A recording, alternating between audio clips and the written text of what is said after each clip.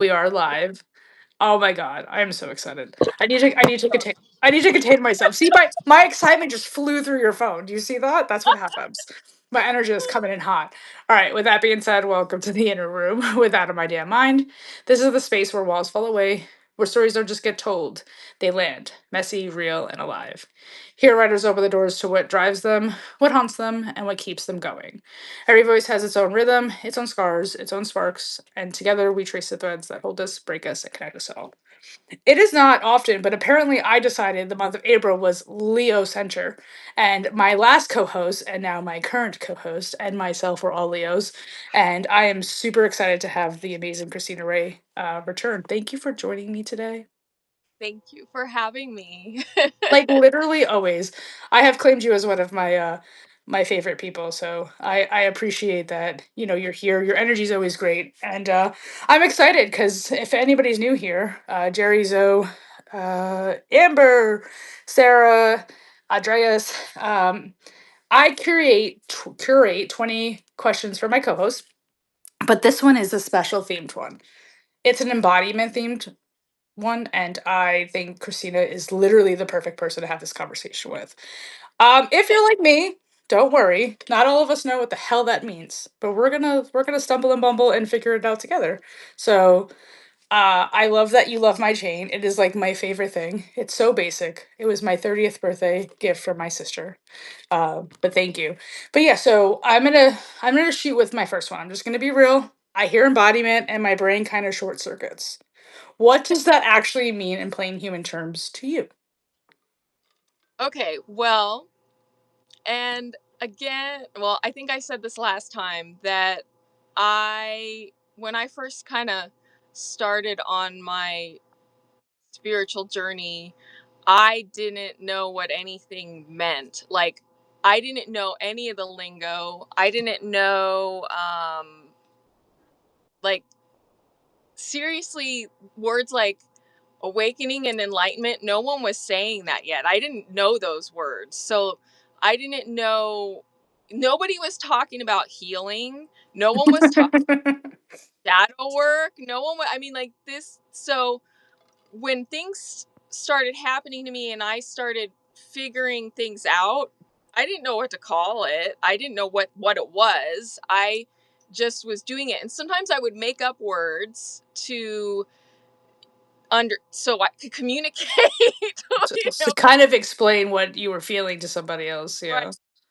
Fact, when I first became aware of my ego, I went through an ego dissolution before I even knew what ego was. I had the experience and I didn't know what to call it. My son actually came up with the term of clone.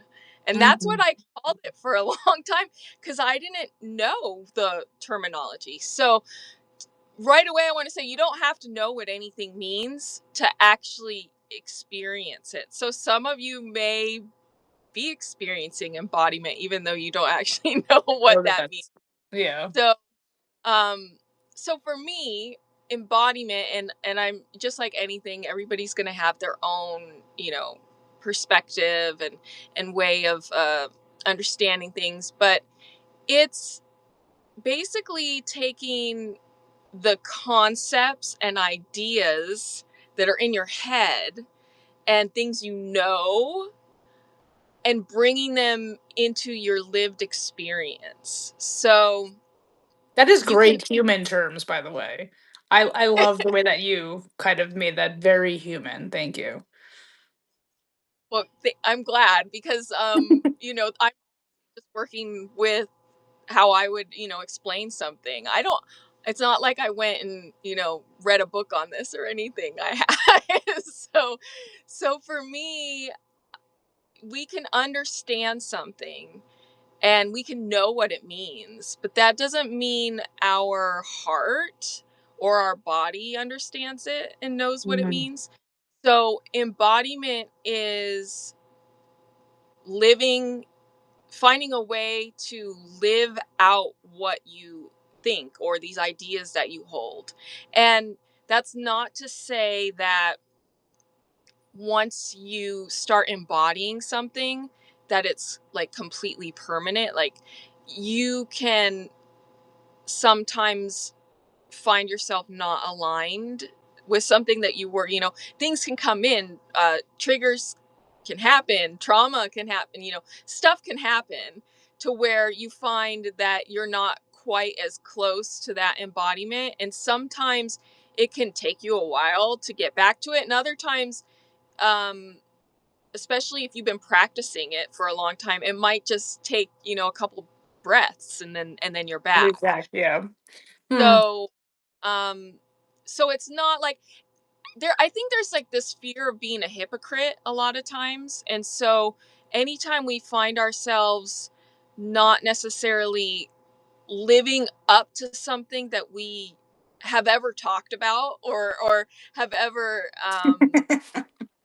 or written about or whatever, we suddenly feel like, oh no, I'm a hypocrite, or there's something wrong with me, or I've strayed from the path, or whatever. And I think that's kind of a fallacy. And there's ebbs and flows. And the phrase healing isn't linear has become popular, and it's not. So I mean, to go back and forth, there's nothing really wrong with that. That gives you a new perspective and a new understanding and a new awareness when things like that happen. The whole point is to be aware. And so if you start to feel like you're you know you're not embodying something anymore, you're not really living it out, it's not like there's anything wrong with you. It just gives you a chance to, figure out Call it why. recalibration. Yeah, That's what I would call it. It's like, all right, something's out of whack and I have to just spend some time processing and diagnosing what it is and, right. continuing to move forward in whatever that is. It's like something you're out of alignment because, and I think, alignment and embodiment go hand in hand, these concepts.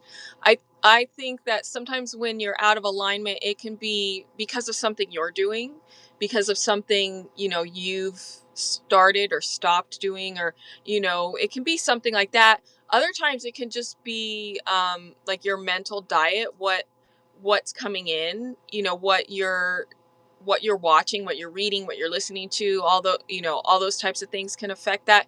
And then other times it could just be that you're picking up on the energy around you from what's happening in the collective. So it's there's no blame or fault to necessarily try and, oh, this is, it's more just about understanding and then figuring out how to get back to it.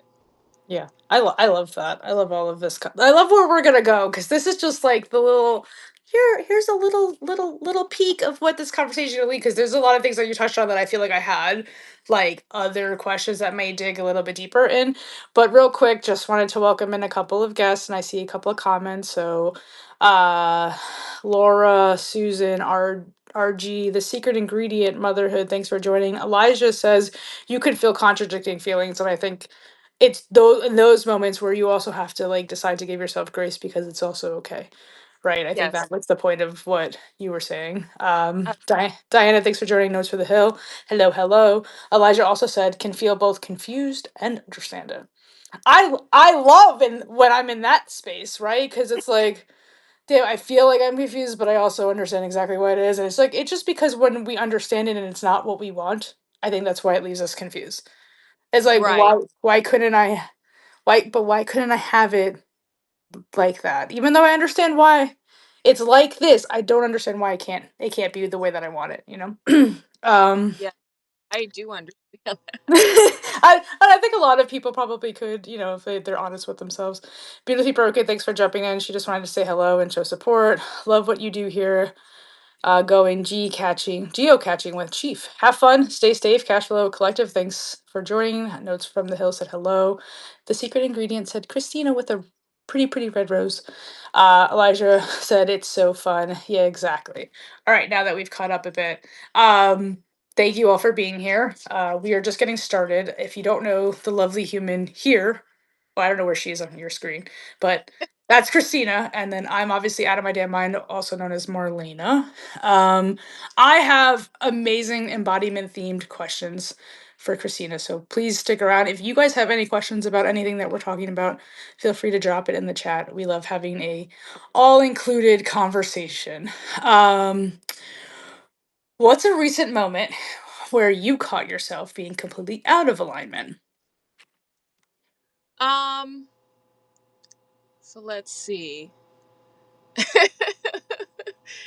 um, If you don't have one, that's actually pretty good. And I could actually go with, what did you actually do in that moment, not the ideal version or anything like that. But if you don't have an aligned moment, um, right now, that means I I feel like you think you're living pretty embodied in the way that you feel like you should be, and that is a that's a fucking goal. That's a goal. Like, so a lot of people would like to feel like there isn't no tension or restriction amongst their body and mind, and they're fluidly moving through life the way that they feel like they should.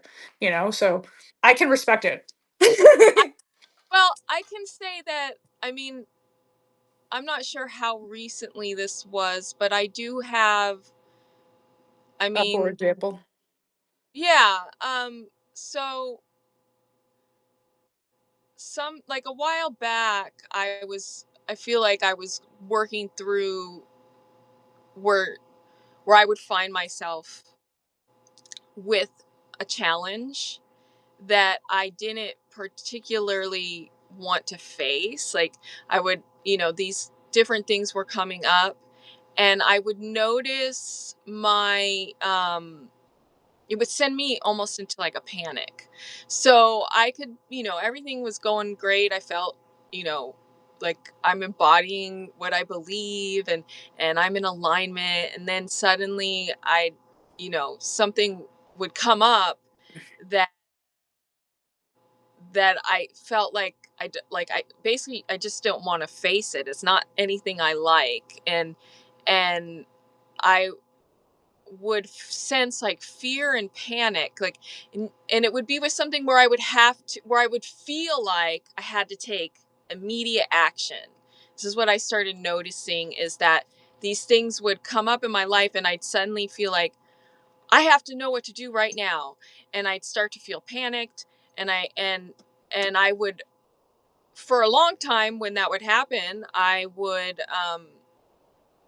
kind of go into, I guess, uh, almost like a fight or flight, but it would feel like I was doing both at the same time, if it'd be that like makes sense. yes, it'd be like that sometimes. Almost like trying, I'm trying to leave the situation and fight the situation at the same time. And I finally started, over time of observing myself do this. So I would, become aware that this was how I was reacting to these situations. I started to become aware that I was becoming panicked, and what it was compelling me to do was make decisions in the middle of my panicked state. And and then usually I would go into action, and then in the action I'm like all just like, oh, blah blah blah blah, and like just like almost like stumbling over, like imagine like somebody like tripping and falling, and like, the shelf down, like that's like what it would turn into, because I was now very much out of alignment. Everything I was doing was from a place of panic and fear. And so eventually, like, I remember the last time this kind of happened,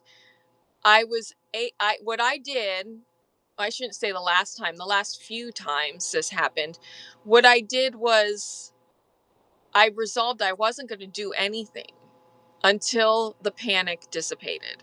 So my what I've learned to do is, if I am faced with something that's causing me fear or panic, or pushing me into this, you have to figure it out right now, like, it always feels so like urgent, like if you don't do it right now, the world is catastrophe Yeah. happening, you know so I started resolving, I'm not going to do anything. I am going to do nothing until this panic dissipates. And so at first, like, it the first time I did that, it seemed like it took a couple days, actually, for me to move through that feeling, to where I actually felt calm again, and I could look at it and not feel so like, it was almost like, why did I freak out so much over that thing? And once I finally got to the other side of it, and then that showed me that I didn't need to necessarily freak out over that thing. And Right. so over the course of this happening a few times, I started realizing that I could not be so invested in these scary things or these challenges or these things that we don't really like that come up in our life, that if I could take a step back and allow myself to find, my center, my alignment, whatever you want to call it. And so once I started realizing that, it's like then the panic starts to dissipate quicker and quicker. And so now, if something comes up, I mean, I might not even experience, like, I would have experienced that before. Now it's almost like I'm aware enough that sometimes I can just like move through it without, um, almost like keeping that playful attitude and realizing, okay, this can just be a playful challenge if I want it to be.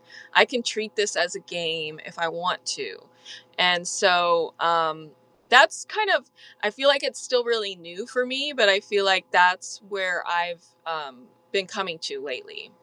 Well, Elijah and Notes from the Hill agree with you. Like, it's very hard to make decisions in a panic state. Like, it's very, that's, you know, it's a tough task. But I feel like what I like when I was listening to you, my whole thing was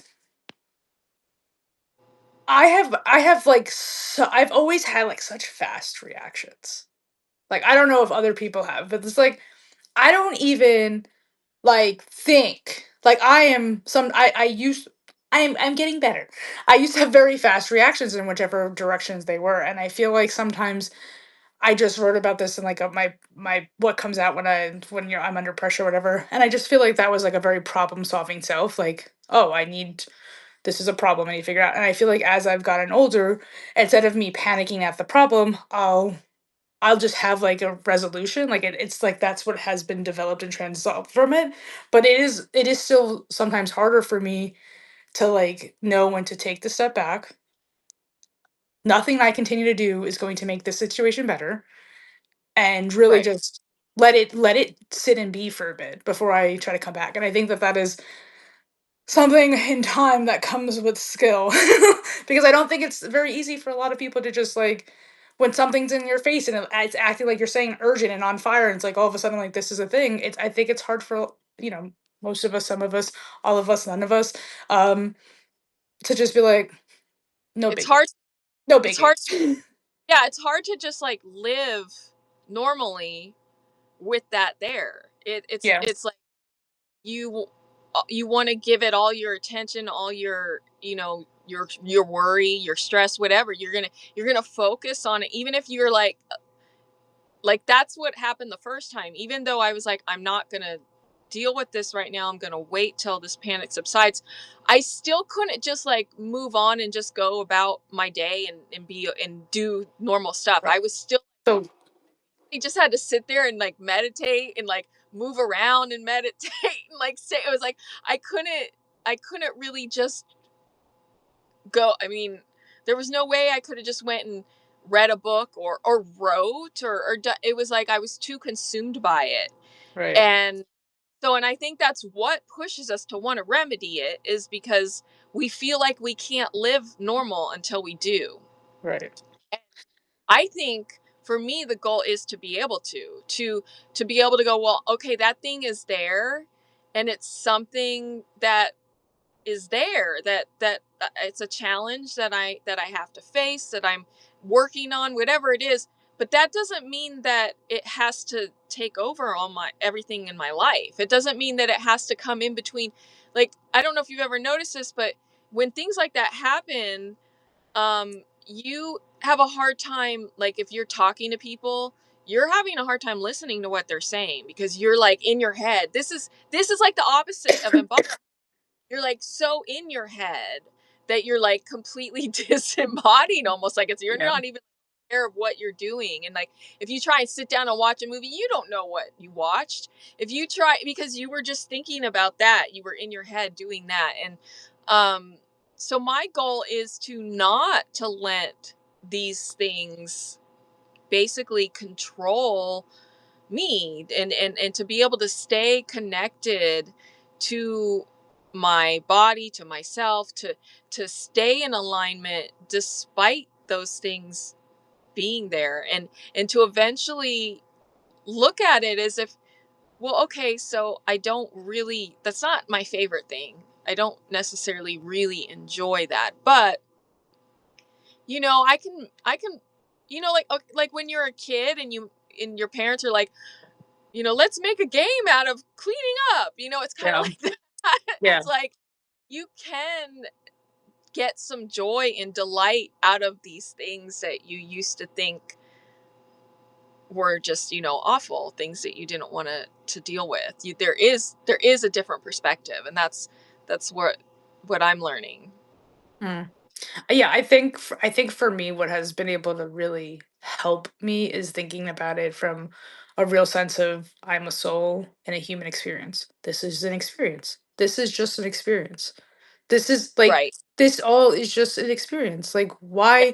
why be so serious about everything, right? Like it is I, I literally came here to experience this, to learn yeah. from this, to feel this, to take something more out of this once I'm done with it. And when I started looking at it like that, sometimes it makes it easier. So like Yeah. it's not like me trying to be like delusional about life or anything. It's just like I think it just makes it more like the fun where I can just be like, okay, this is an experience. What am I supposed to learn from this? Like now it's like detective gadget. Like where am I going? What do I need to know? Like and the faster that I can complete this and I get to go to the next level. Like like that's the kind of the way that I have had to maybe think about it for myself so I can slow down because I've been thinking a lot about it lately. Like I don't really remember how I was 2 years ago, 4 years ago, 5 years ago.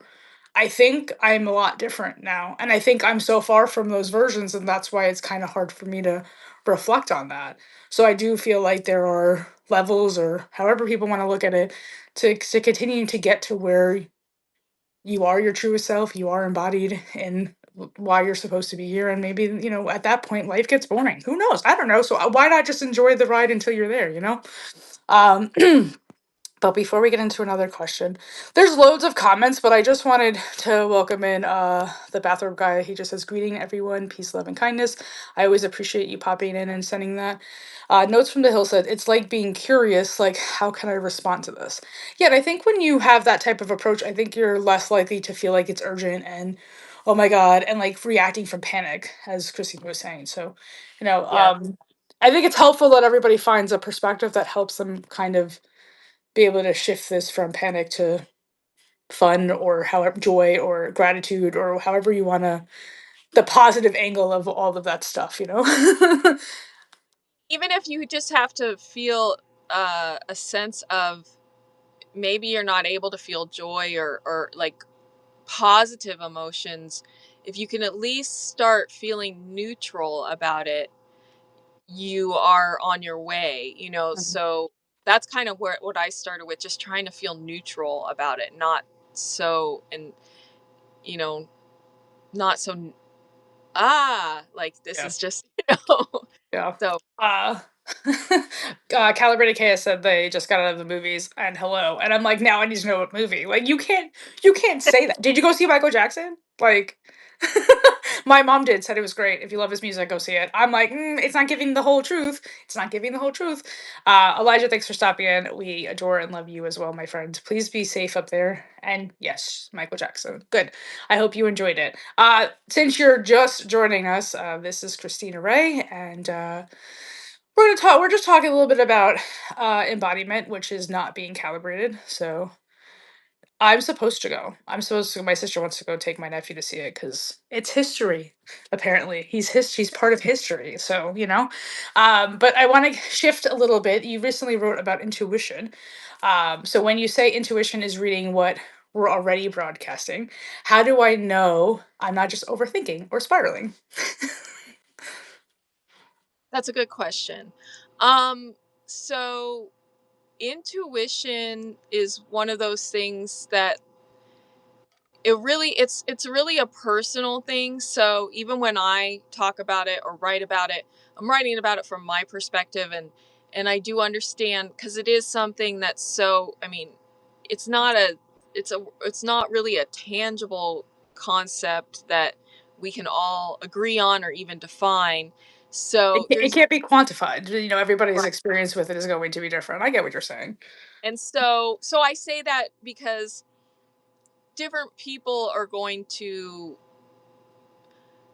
perceive what I'm saying, and I just want to make sure that I don't come across dogmatic, I guess, when I You're good. Even if you do, who gives up? That's what I say.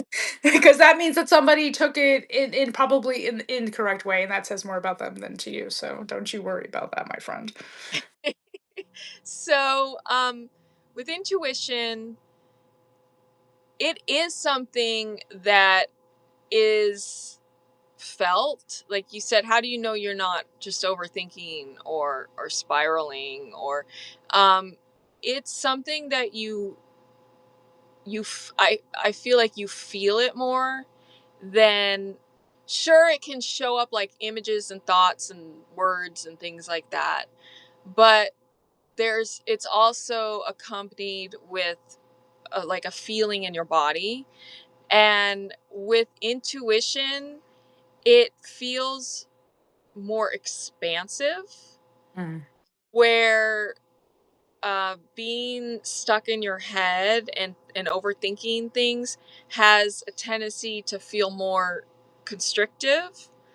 Um, so a lot of times, if there's fear involved, it's usually not intuition, and that goes against almost everything that we see.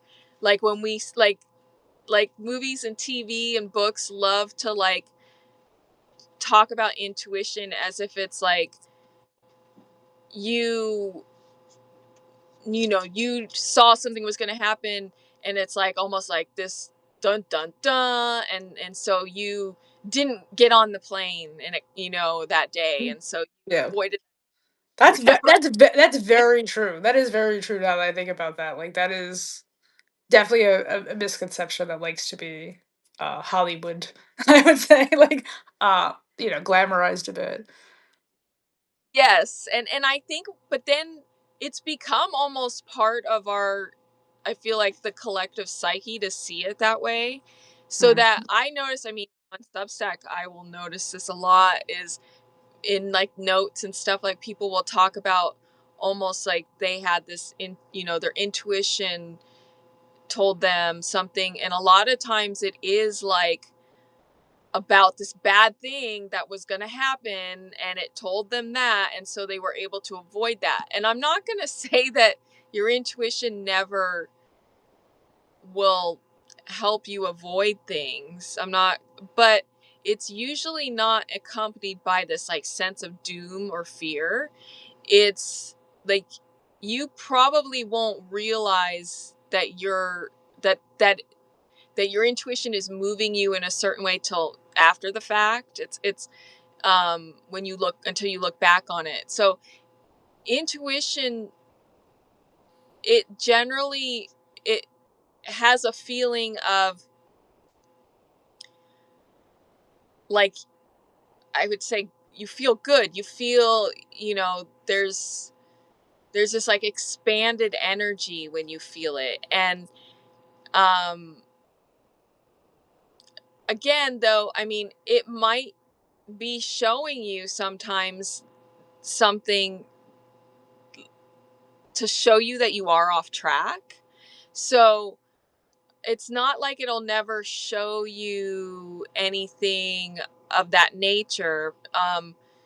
But when it shows it to you, like say your intuition shows you that if you have an interaction with this person, it's going to, you know, something bad's going to happen. I don't know, whatever.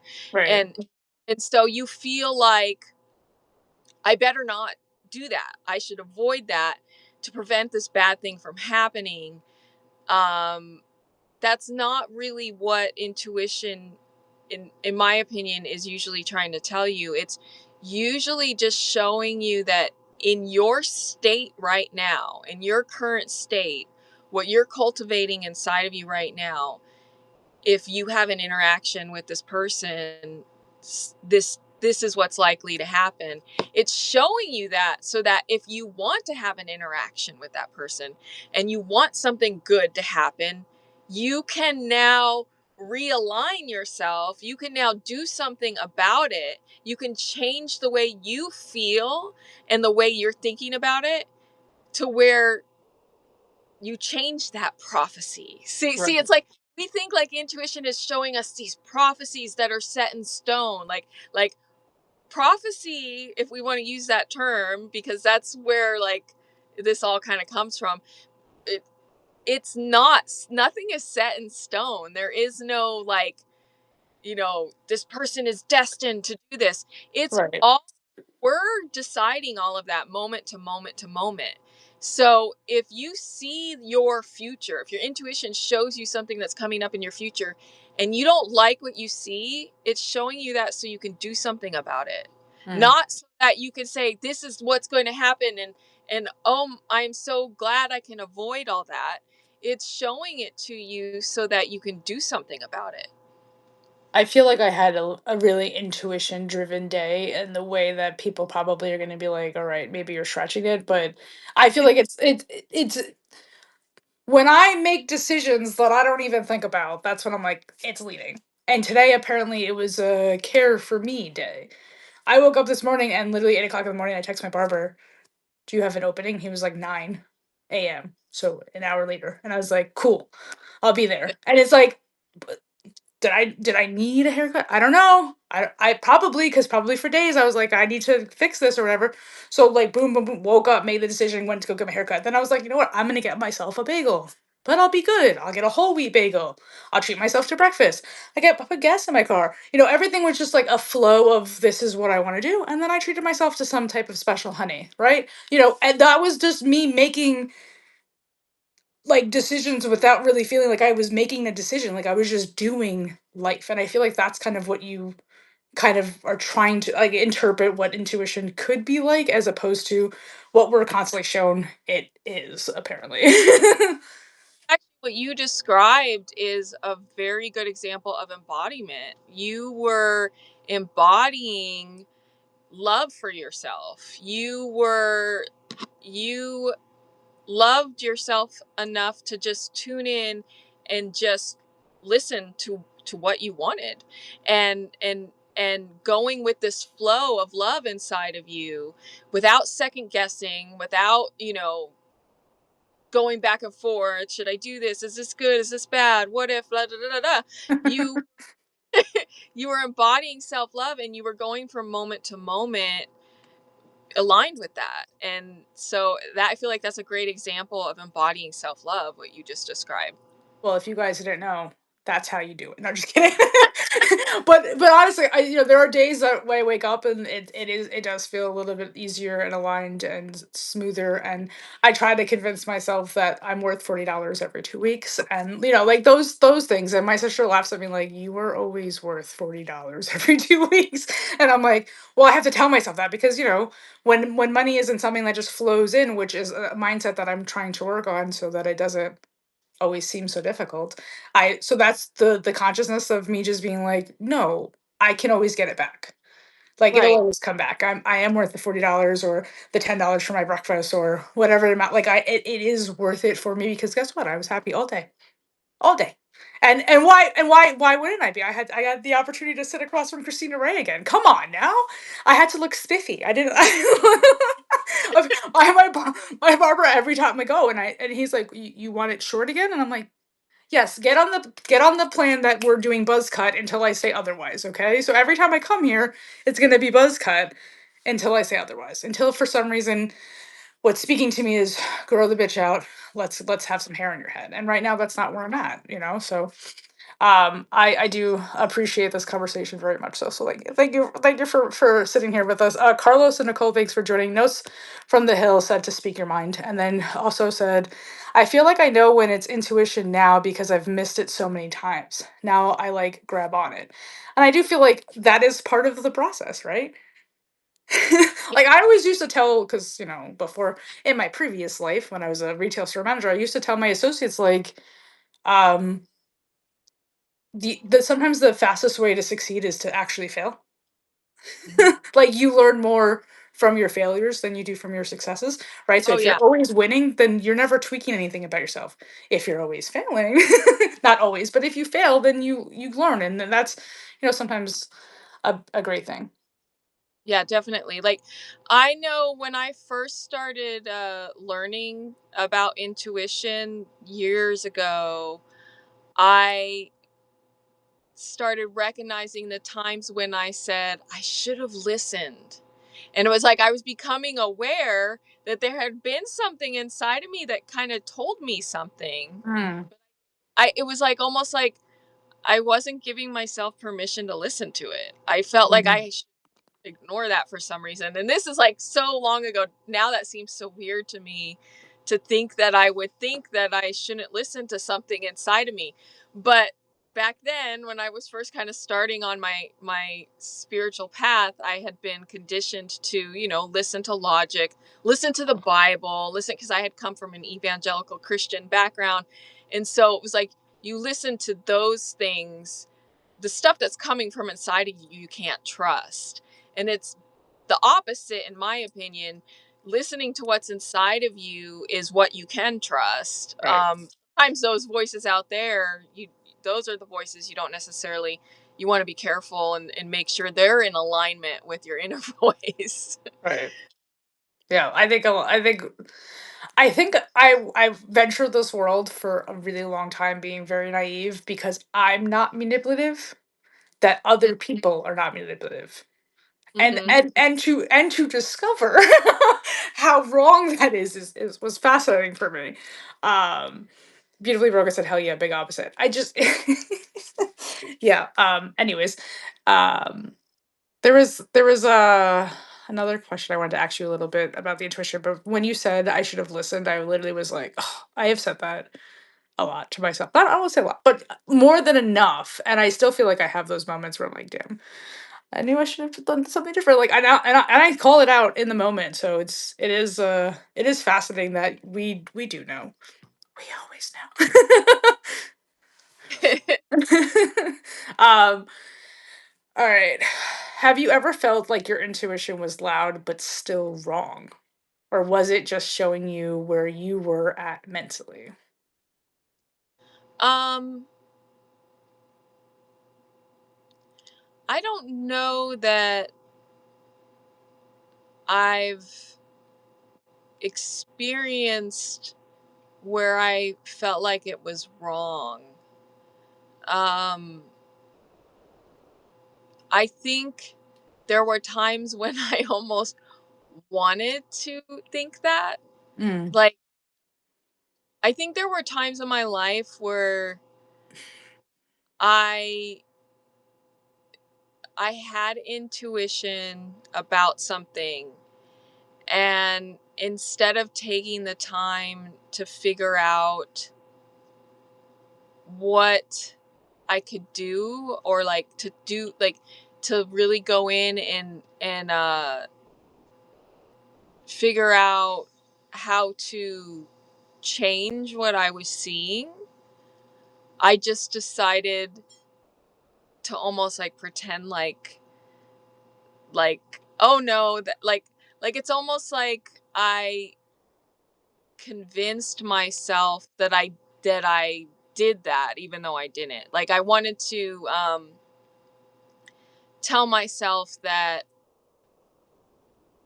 it was going to be okay. So like once you realize that your intuition is showing you things so that you can do something to change certain trajectories, I think there's a temptation to then just like to think that all you have to do is just tell yourself it's not going to be that way. There and it's not, I haven't found that it's that simple, and maybe it can be that simple, but in general I usually have to figure out something. There's something to be learned there about. So if I'm seeing a trajectory, like if I'm seeing that if I go down this road, this thing is most likely going to happen, and I don't want that thing to happen, I can't just go, I don't want that thing to happen, and Yeah. think that that's, and I, there was a temptation for me to do that, and so then I did that a couple times and then felt almost like, well, my intuition got it wrong. Like almost like my intuition showed me this, I became aware of it. So then I said, well, I don't want that. And that should have been the end of it. And almost like I wanted to blame my intuition for that, because I thought, well, since I saw it and I decided that isn't what I wanted, it should have changed. Um, but in actuality, I had to more understand, well, why that was going to happen. What was I doing? What was I what was I cultivating in my life at the time that was setting that trajectory? And Mm, so what it meant was there was going to need to be some sort of change in me. I was going to need to change in some way, whether it was through action or just through my own thoughts and feelings. There, I couldn't be so flippant, and I was for a little while, and then I would try and blame my intuition for not, like almost like it should have warned me or something when it did. you just didn't want to hear what it had to say, right? Yes. I think that's I think that's valid. I think a lot of people have probably felt like, no, no, I don't want it. So like it's not going to happen. Even though we all know that actions, it's the actions we take, the decisions that we make that really affect the trajectory of any time. But it would be simple, like hitting that Staples easy. But I'm like, no, I don't want that. Next. That it can't ever be that way. Maybe we get to some point in our journey where we can do that.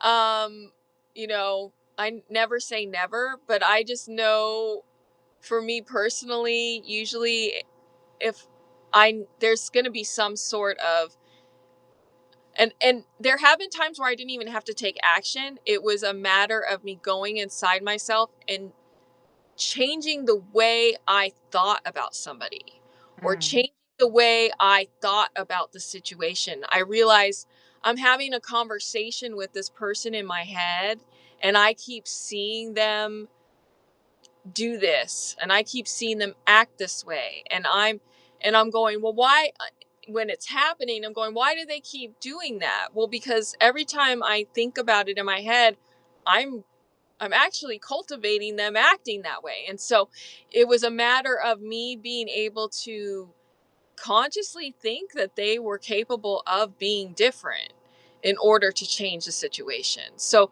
sometimes it isn't necessarily you have to go into an action mode. Sometimes it's about doing something inside yourself to change the way you see it and the way you perceive it. Because what we have going on in here is ultimately what's going to be, reflected in our outward experience. Yeah.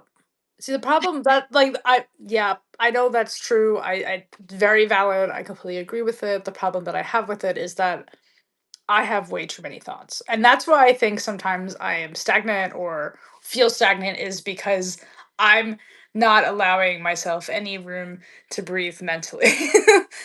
Like, so there's a lot that I'm constantly thinking. So I feel like life could look messy on the outside because of that sometimes. So yeah, trying to definitely not overthink things. Or a big one lately, don't take things personal. Like Well, I didn't realize how much I did that. So personal, that was a big thing for me early on, and I can say I feel like, wow, I've come a long way with that. it's great. It's great. Can't wait to get there. That was it was thinking about how I used to be and how personally I would take everything. It was not a fun time. But the Now I kind of just got distracted from the other thing I was going to say because I'm reliving some of those experiences. I'm Um, sorry, I did not mean to trigger any PTSD. um, so yeah, maybe we'll just move on because now I can't seem to remember. No, that's fine. Plus, apparently we've already been chatting for 45 minutes, and I'm like, what the fuck? Okay, let me get another question in before we'll have to say goodbye to anybody. Now I'm like, now I gotta pick like something because it's like might be the final question. Uh,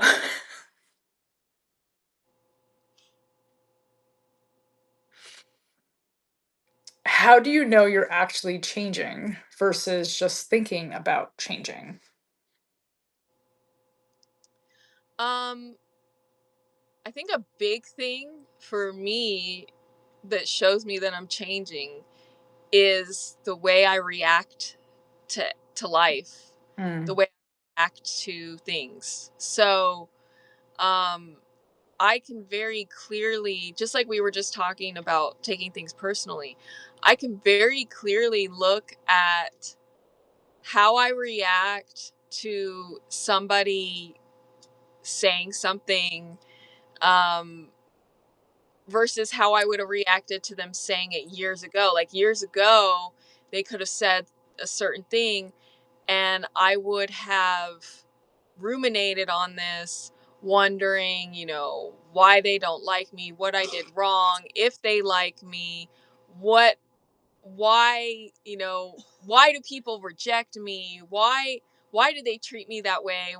Just all these different things, and feel like, um, they acted that way because of something I did, or because they didn't like me. A lot of it was rooted in because they don't like me. Um, Same. uh, now, now when people act a certain way or do something that years ago I would have taken personally, I, j- I just don't react. It doesn't really phase me. It's more like I understand that they have stuff going on, and even if they like actually speak to me in a way where they're personalizing it to me, even if it comes down to the point that they're like, you are, you know, I I've talked about this on one other live, that there's like one person in my life that I have a challenge with, and they have, a narcissistic abusive personality, and so I I don't go into their realm often because of that. But if by chance we end up in the same physical space, they have a tendency to uh, say very, negative, mean things to me. And one of the things is they like to tell me that no one likes me, that I can't get along with anybody, and that, just a lot of different things that I now, I mean, like, in the past when that person used to say that stuff to me, it used to like mess with me. And now it's almost like I realize this is like basically an accusation into the mirror. They're saying everything about themselves to me, and I don't take it personally anymore. I can look at it and realize, and You could tell when people are projecting onto you. oh, for sure. Yeah. Yeah. Yeah. Where in Yeah. the past I couldn't do that at all. I took it so personally, and you know just had to, sometimes I would even like, you know I would conform and change because of those things that they said, because I took it so personally. And now I don't. Now I don't react that way. I have a completely different, like, in fact, I can kind of laugh at it sometimes. No, good for you because I think that's the ladder that I'm climbing. And I think it's a lot of the things that are more within me. I think there's a I've always been uncomfortable to be a mass presenting lesbian, but I've always known that I am. If that makes sense, because I feel like people already judge me before I open my mouth or have expectations of what I'm going to be like or something just by what they see. And Mhm. I think that's more of me, right? Like that's what I'm doing. Like that's what I'm doing to myself. Like I'm labeling myself in all the ways that I've heard people label people like me before I looked like me. You know, Mhm. right? Like I had to transition into this. This wasn't just like I was always masculine presented. No, like I used to wear makeup in high school until I got allergic to it, thank the Lord. But I used to be heavily with obviously men and stuff. So it just like there was layers and processes and things because of conforming and wanting to be liked and wanting to be like everybody else apparently. And now I'm like, I don't want to be like anybody. Like I like being me. Like I don't want it to be cookie cuttered. I don't want somebody to feel like I'm, acting in any type of way. Like I just want to be me. And I'm right. And I think it has taken a long time to get there, but I think I still put the judgments on me because I heard it growing up. It was things that were a part of my stuff. So I just, it's taken some time, but it's Yeah, definitely one of the harder things to get through. things get embedded in our psyche, and that's the whole point of healing and shadow work and all these different things we throw around. It's to be able to see what's really in there, what's really holding us back. And like you, I used to think people were going to judge me, you know, and think certain things towards me. And I see Dr. Jesnil said about not getting along. Let me see if I Having a can. hard time making friends with women. Yeah, now that was me for a long, long, long time. And so when I would come around people, I would start to feel like they were going to either, they were going to think I was weird. They were going to think I was, and these are all based on things that I heard people say at some time or another, that that I was just trying to get attention, that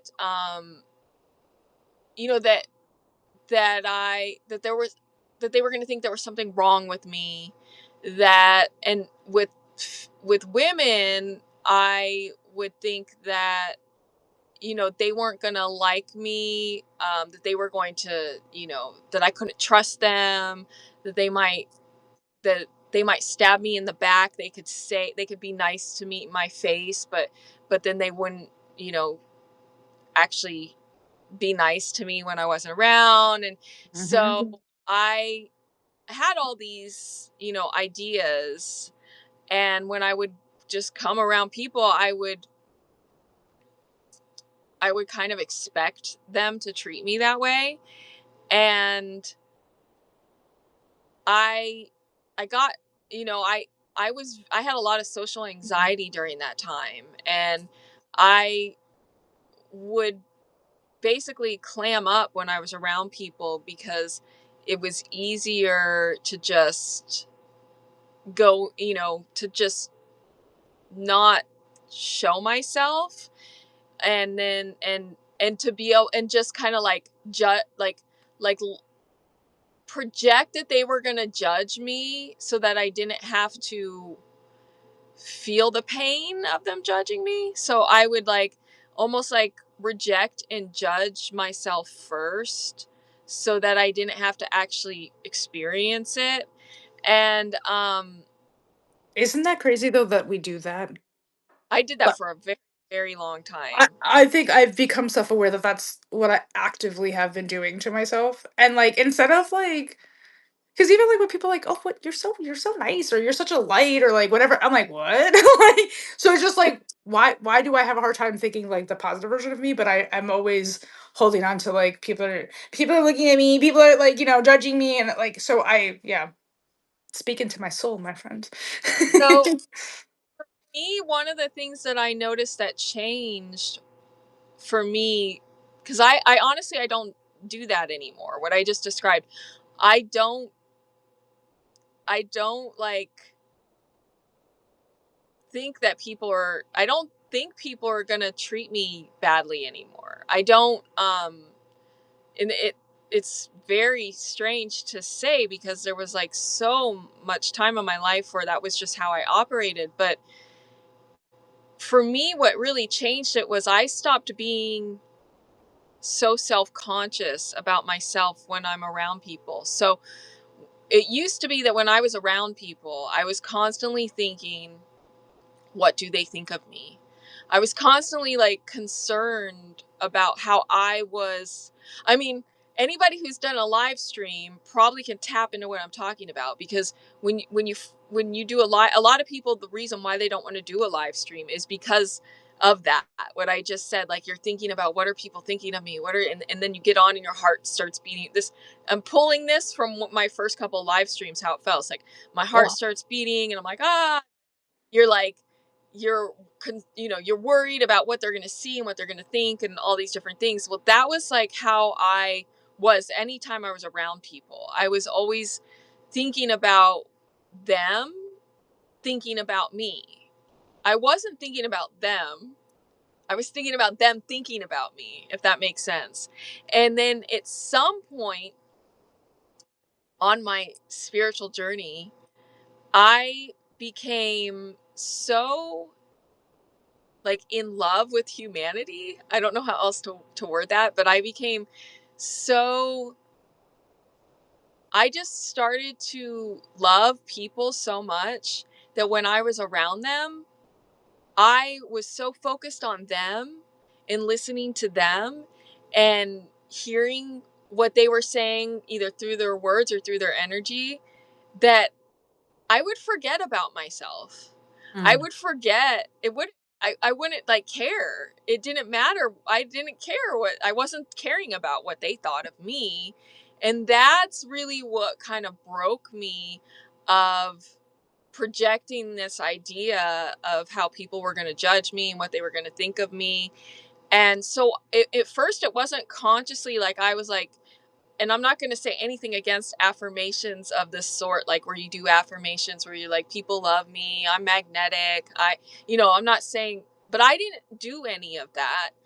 I just started to focus so much on other people that I stopped. It really didn't matter to me what they thought of me, because I was just caring about them. And if they didn't like me, it didn't really seem to matter because I was caring about them.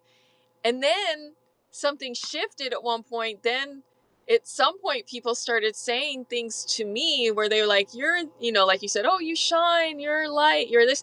And it was just kind of like, whoa, like, how did that happen? Because it wasn't anything I like tried to make happen. I didn't try and change it. It just naturally happened once I started investing in other people and caring about them. That's So, a, that, I mean, that's a very interesting perspective provided, because I think it makes sense, right? If I'm more focused on what somebody else is saying or doing or how they're communicating with me or listening to what they're sharing, whatever, I don't have time to think about, well, what do they think of me? And I don't think in conversations I do that. I think it's when I first enter a space, right? So right, when I first enter the space, I'm like, and then I have to remind myself, it's 2026. Everybody's in their fucking phone. Nobody's even looking at you. Nobody even cares what you're doing. Nobody even knows you're here, pretty much, because they're all in their own fucking world. And then I move on with my day. But it's that first initial moment of entering the space. I'm like, oh, here we go. But thankfully, a lot of my spaces are reoccurring nowadays. So I at least know the people that work there. And they're actually right, happy to see me because I'm nice. So it's like there's a comfortability now because there's uh like an unspoken formed connection between two people, because we take up space at the same time and do consistent situations. So there's like a comfortability there because of that. So that has helped. That has definitely helped. But yeah, I don't think when people talk to me, I don't think I think about what they're thinking about. Like, if they're talking to me, they obviously like me, duh. Like, duh, so that's what I'm thinking now. Like, obviously Christina likes me, otherwise she wouldn't be doing this, duh. well, that's good. I'm glad you realized that. No, but there was a time in my life where I would be having this conversation with you, and when you were talking, I wouldn't be necessarily hearing what you were saying. I would be worried about what you were thinking about me. That's what would be Yeah, going that's on. That's a very uncomfortable space. I also, again, not that it makes a difference, but a lot of my life, I've heard that people have these conceptions or realities about what Leos are because they're very into their horoscopes, right? So I want everybody to know that me and Christina are proud Leo women. I love lionesses. They're badasses. Look them up if you don't know. And I think we're both in a very special place to be able to be vulnerable and not be like, no, we never wanted attention. Actually, the attention made us uncomfortable. But now that, I can't speak for for me per se, but it's trying to step into an energy where, yeah, I am proud to be me because you should be proud to be you because we're all humans having an experience, right? And trying to make connections and learn things. So why wouldn't I be proud of the way that I've shown up in this space? Hmm. Why wouldn't, like, my confidence would radiate positivity for anybody else in that room? So why wouldn't I show up that way? Sometimes you need somebody that can break the ice, that can make things comfortable, that can make other people feel comfortable, and sometimes that's us. Yeah. And we don't mind doing it sometimes. So Right. what? Right. But that's what I'm saying. Like, I think people got in my head a lot too. Like, oh, you're a Leo. Like, ooh, you're the center of attention. I'm like, I didn't even have a sweet 16. What are you talking about? Like, I don't want attention. Nobody. No, I don't want anybody looking at me. God damn it. But anyways, I just had the little rant there because this is us being honest and true. Like, these were places that we were actually at. These are mental states that we were while you guys are judging us, thinking, oh, look at them. Oh, look at them. Like, this is what we were really thinking. Fun fact. So that's why it's important to love humans in a way that you're not judging them or having expectations of them to be a certain way without actually getting to know them. Right. I think as far as the attention, I that I mean everybody wants some sort of attention. No one wants to be like ignored, but the idea of being the center of attention, I was always comfortable performing. Like I was always comfortable from a very young age. I got up on stage the first time when I was 3 and I loved it.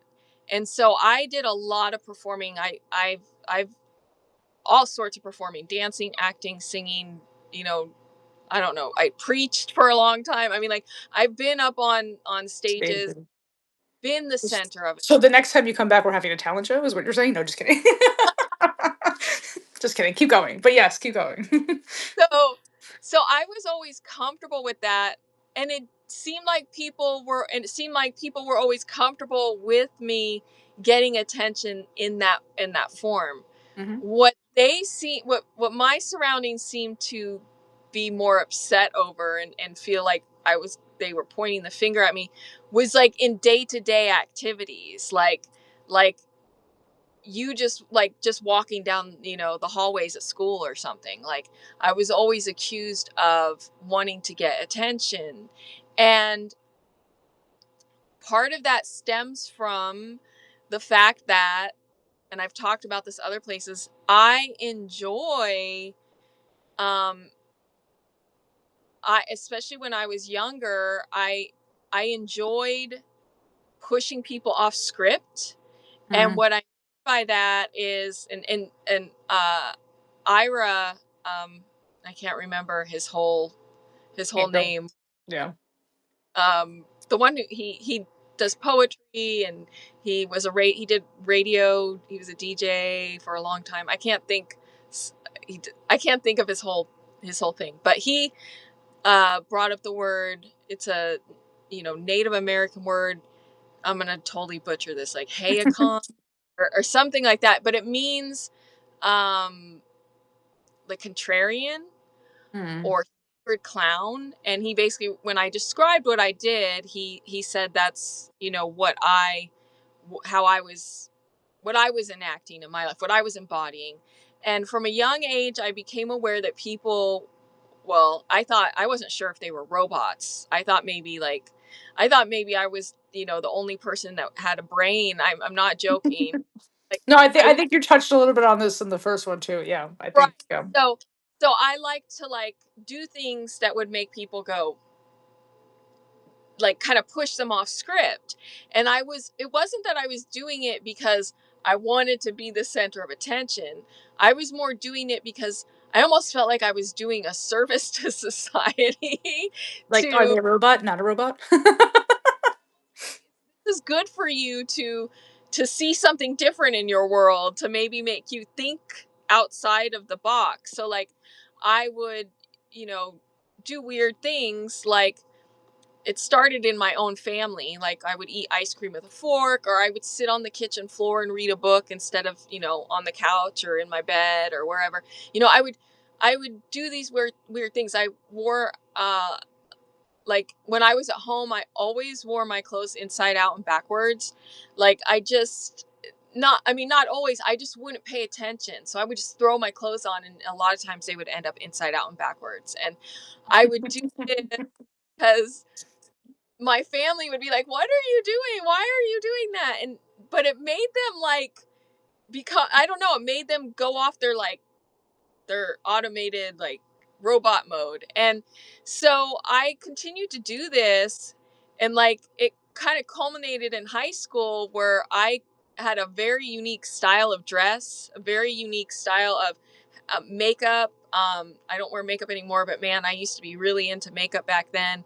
And I would also just do really weird things. Like I dressed up as a clown in full clown makeup and went to school like that.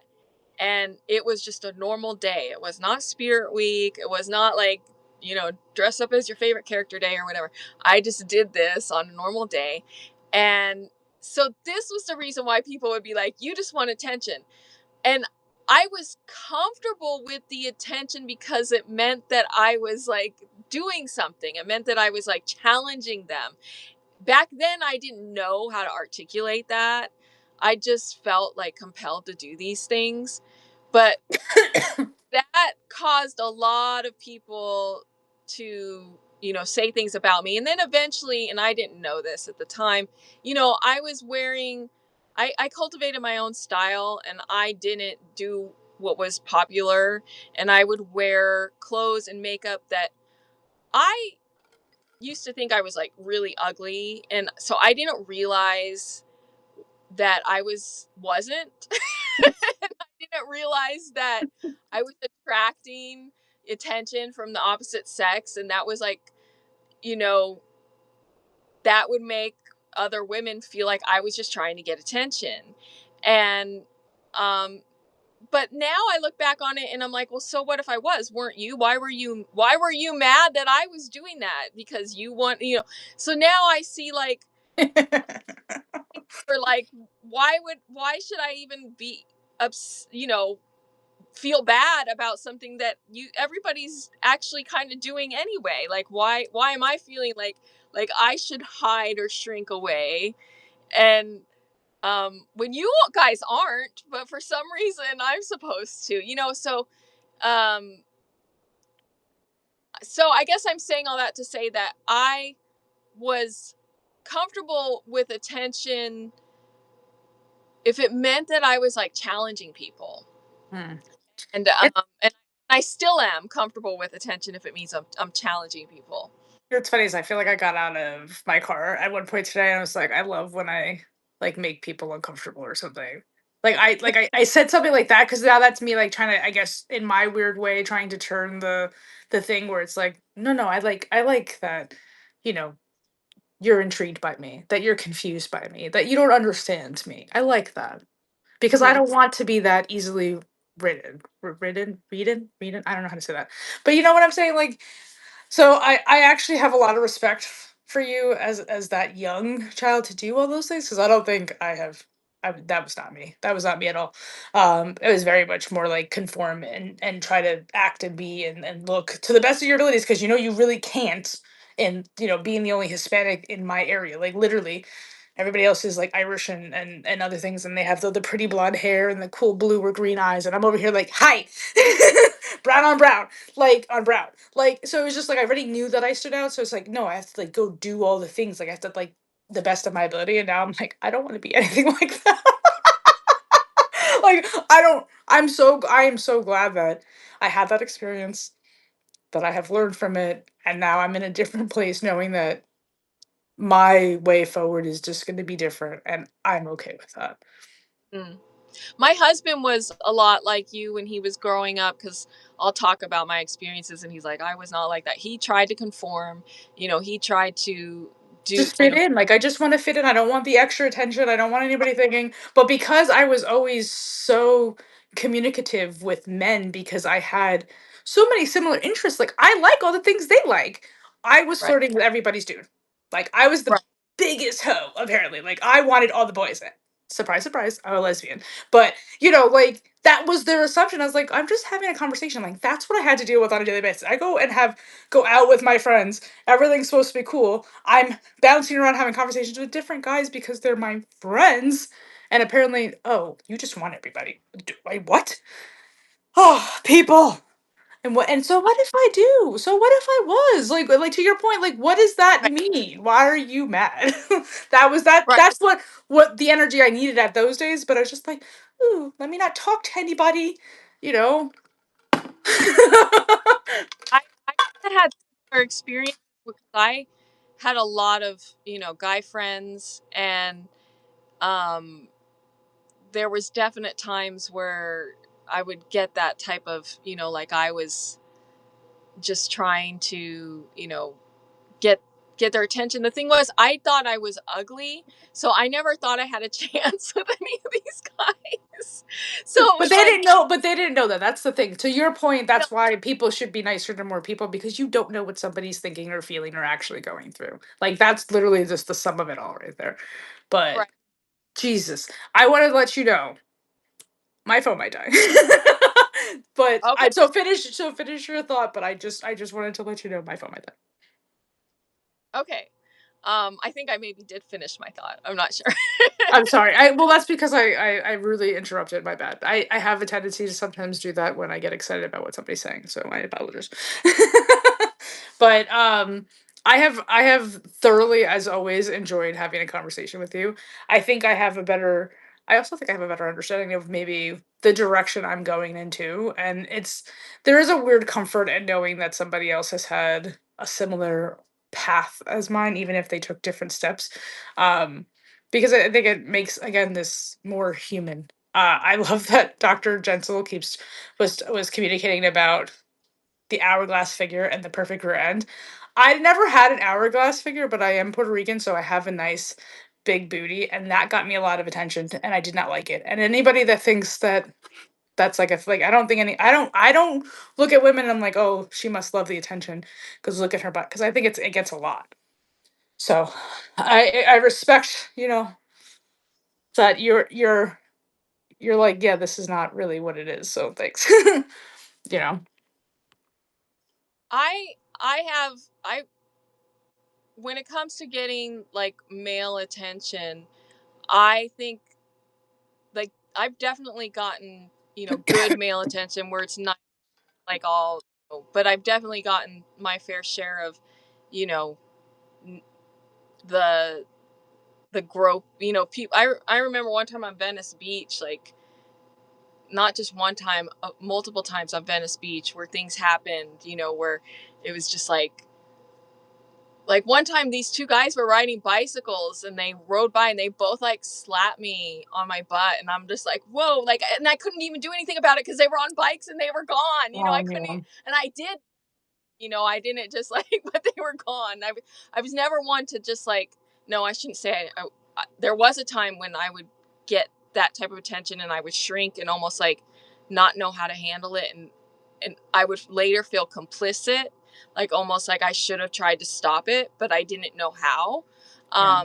And then later on in life, I became more empowered to where I would, you know, fight back or say something. I didn't just let it, you know but I don't think that's easy by any means to do that. But I will say that I feel things have shifted, at a certain point for me to where um I don't feel like I get a lot of negative attention. I mean, I I I don't like try and get male attention. I mean, I've been married for over 25 years. I'm not like out there on the prowl or anything. But I still, like, the other day, some I was going to the grocery store, and I mean, I was just like, whatever dress, whatever, and normal, I wear dresses and skirts a lot and stuff, and I am not like the perfect, I'm not like a model or anything like that, but you don't have to be for to get male attention or anything. And this guy, he started talking to me, and he was nice, and I'm friendly. I'm not the type to just like be like, oh, I don't know. I talk to strangers all the time, and usually it's just a friendly kind of thing. I just kind of thought this was a friendly kind of thing. I didn't stop and talk to him. I kept walking into the store. I kept going about my business, but I was nice, and then when I got out, there was on my windshield, there was like this note from him, and he had like basically like left this note and said all this nice stuff and left his phone number and said he wanted to ask me out, but I never came out of the store, and like cuz I was in there doing a lot of grocery shopping. I was in there for a while, and so like stuff like that will still happen, but I don't usually get I almost feel like I put up enough of an energy barrier that they don't, like when I was younger, it seemed like they felt like I was more like up for grabs or something. Like they felt like they could, um I don't know how to explain it, but now when I do get male attention, it's usually much more, you know, I don't think the word is really gentlemanly, but it's not like, they're yelling, They're lewd not things. pursuing aggressively. They're not trying Yeah, to yeah, howl at their dollar or anything. They're not, they're respectful to a point. yeah, Yes. yeah. I get that. And I'm glad that that is your experience though, because it is uncomfortable, especially and again, I think what I would take it as is, oh, there's another person who has experienced something towards the way that I might be. Cool.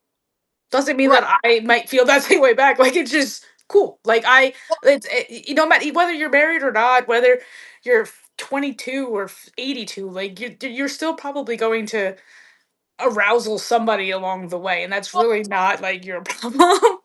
a lot of it has to do with our energy more than the way we look. I mean, at least for me personally, I think my energy gives something off that does make certain people like more attracted to me, and they don't necessarily know, like, oh, they just automatically think it's because that's how they relate to feeling that way. And Yeah.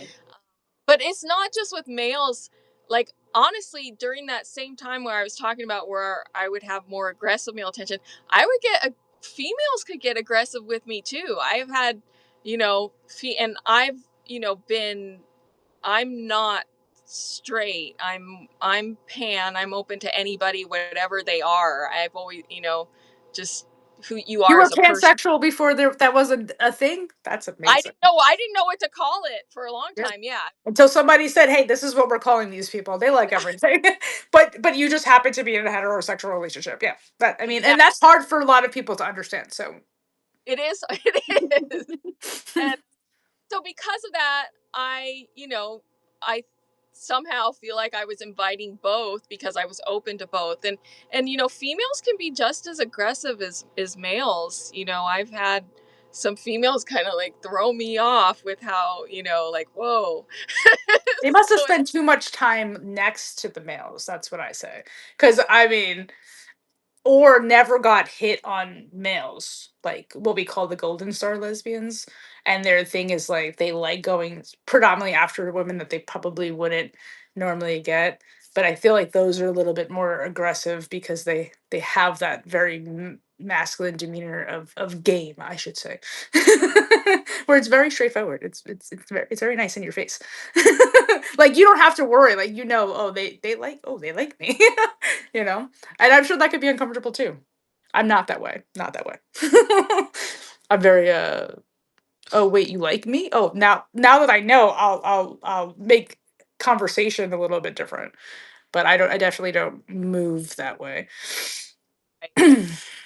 Not that you were wondering, but just thought I'd say that.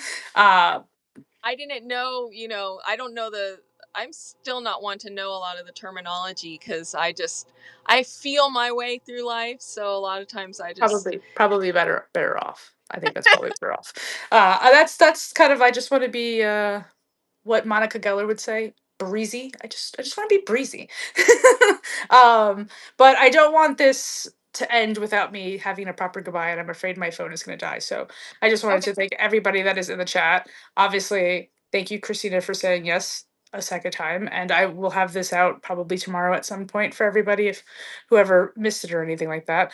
But it has truly been an honor to be able to sit in your space again. So thank you very much for joining me today. Well, thank you for having me. This has been a wonderful time, and I really love being here. Awesome, because you know you're always welcome. Okay. All right. With that being said, you've been in the inner room where the conversations go deep, the connections surprise, and the truths linger long after the world quiets down. Until next time, keep listening inward because that's where the stories that shape us really live.